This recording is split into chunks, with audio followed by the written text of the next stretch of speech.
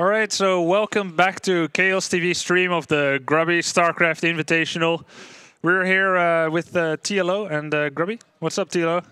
I'm doing good. How are you? Just had some pizza. Huh? Yeah. I did not have any pizza. No. I've been fasting ever since Home Story Cup because people got this idea that I'm always eating. So no, I've never seen you eating ever since. Thank you for the support. So we're gonna watch the semifinals game soon between Stephano and SaSe. Let's just get right into the game because you guys have been starving for a game.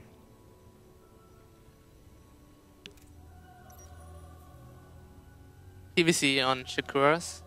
So. Oops. Oh, yeah. Okay. And that game is live, by the way.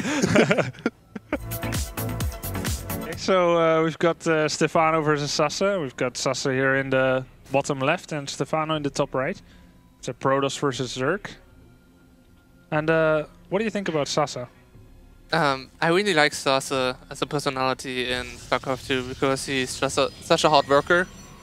And I always have to, well, say how much I like people who actually work really hard in esport.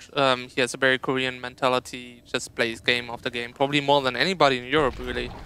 So I hope he will be doing really well. He didn't have the big tournament results yet, but I hope they're gonna come. And I heard he's going to Korea soon? Yeah, he's going to Korea, and I think that's the place to be for him. And then on the other side, you've got Stephano, pretty young. I believe he only just turned 18 this year. I have been playing with him since he was 14, back in Warcraft 3. Really talented guy. Little funny character on him. He's a bit different than most people, but very talented guy. And heard he doesn't train much, but he's so good. Yeah, I think he's studying, so he takes that very seriously. Can only play like 2 hours a day, maybe. But he makes up for it by being very smart, very precise, and just apparently making the best out of the few hours he has to practice.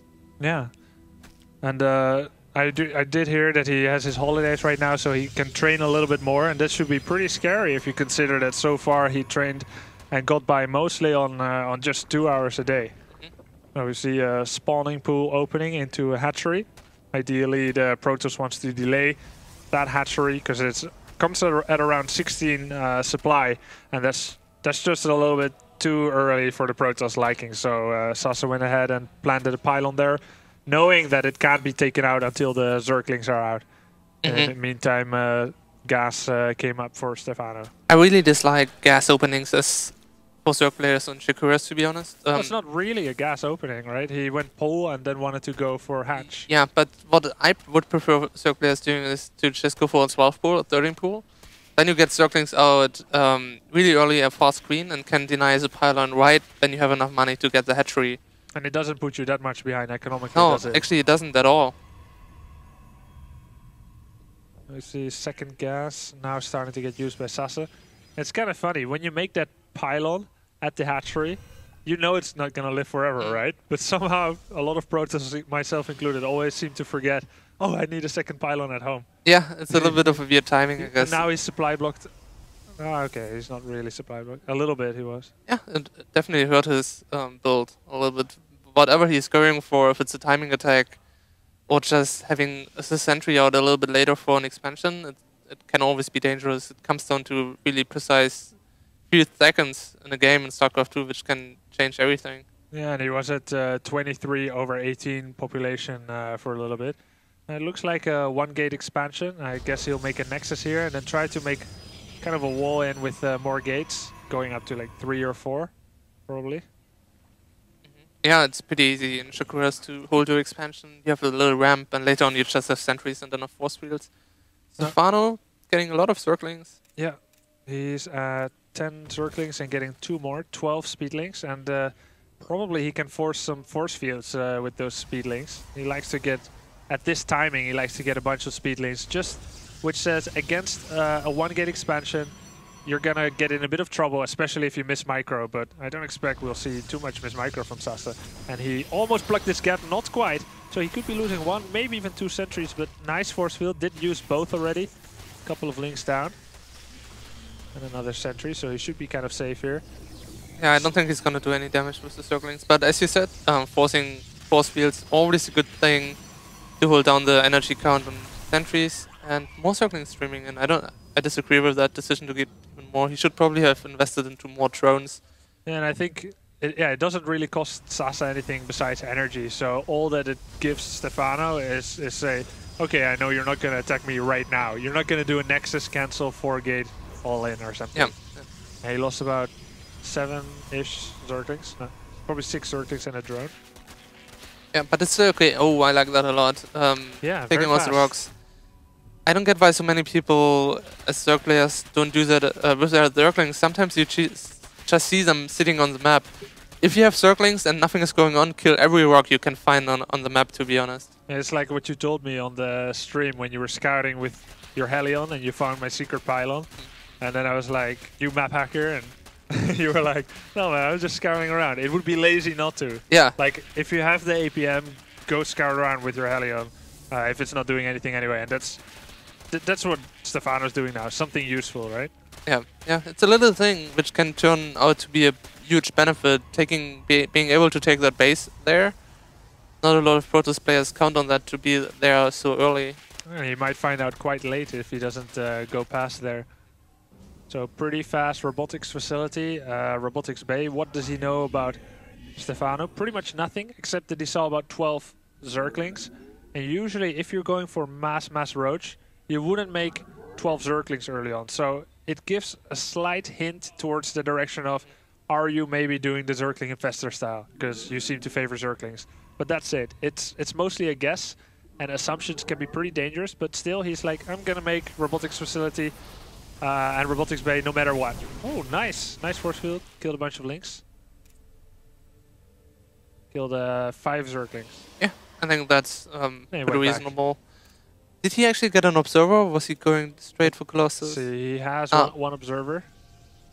And it's Saul the 3rd base, so that's a good find. Sees some speed links, 1 roach over there. And now, is this a roach plan? Yeah, it is. 9 more roaches coming. So it is actually a roach plan.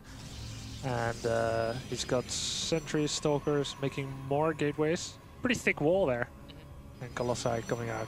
No Spire in production yet for Stephano. Yeah, and I have to say, I feel just slightly scared for going Colossus like that when you're not even sure if your opponent is, for example, going mass Mutalisk. It's risky, but it is also a game of risk, StarCraft, so yeah, it can work out.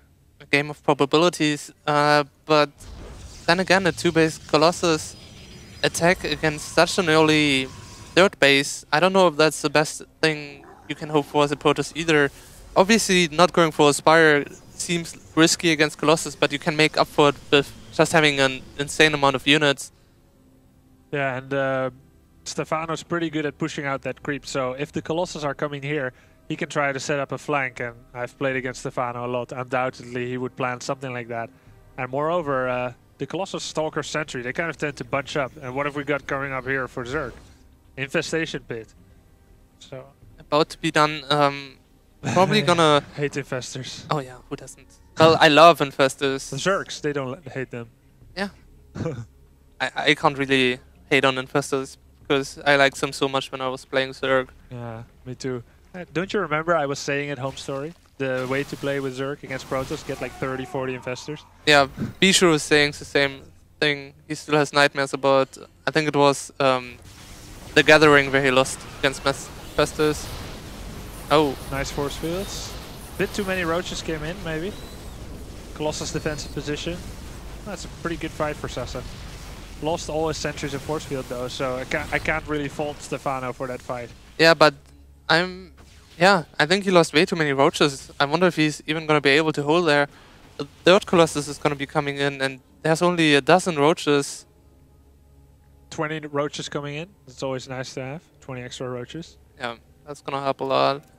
And 3 infestors coming in. A pathogen glance is ready, so... Oh, and they have energy. If those infestors come in, it should be really good. Basically, SaSe probably needs to hurt Stephano within the next 10 seconds. But does he know that, or is he getting a 3rd? He's kind of getting ready to get a 3rd, or not? Roach is streaming in from every side. Coming from the back. Pylon block, pretty nice. AI will get messed up. They get stuck behind that. Beautiful positioning there by SaSe, taking down roaches from both sides, but they're everywhere, and a lot of roaches left here. Saving the Colossus, very nice, but there's roaches on the other side as well, and the pylon was actually messing with the Colossus. Beautiful micro so far by SaSe. 11 and 12 kills on those Colossi. 12-12 now. Well done by SaSe, but 20 more roaches coming in, and the Infestors are done now. I feel very scared for SaSe. Yeah, if he gets a few fungals off, he'll do a lot of damage. Everything is climbed up. 1 fungal growth. 2 fungal growths, and the other died, and everything else died. He didn't have enough roaches to truly make it worth it. No. And still 2 Colossus alive for SaSe. So well done by SaSe. Yeah, his unit control was splendid. The way he was keeping his Colossus alive. And once again, he gets it out there and it stays alive. Wow, and now he's actually... Well, I wanted to say some food ahead, but you know how it works with with rebuilding. He is actually 20 food ahead now after killing all those drones. Another base over here. SaSe kind of dividing his attention. Huge new warping came in, and SaSe wins the game. Wow, I would not have thought that. He made it look so easy too. Yeah, give an extremely good player, an army and put him in that situation, and maybe he'll just lose the game.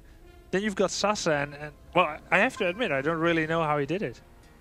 It's 1-0 now for SaSe. Let's look at the second game. Well, it just came down to really tiny things. The way he moved his Colossus, didn't overcommit to movement. You know, a lot of times when players get in a situation like that, they move around their units too much. So they lose a lot of damage by moving instead of shooting. But he was kind of standing his ground, focus firing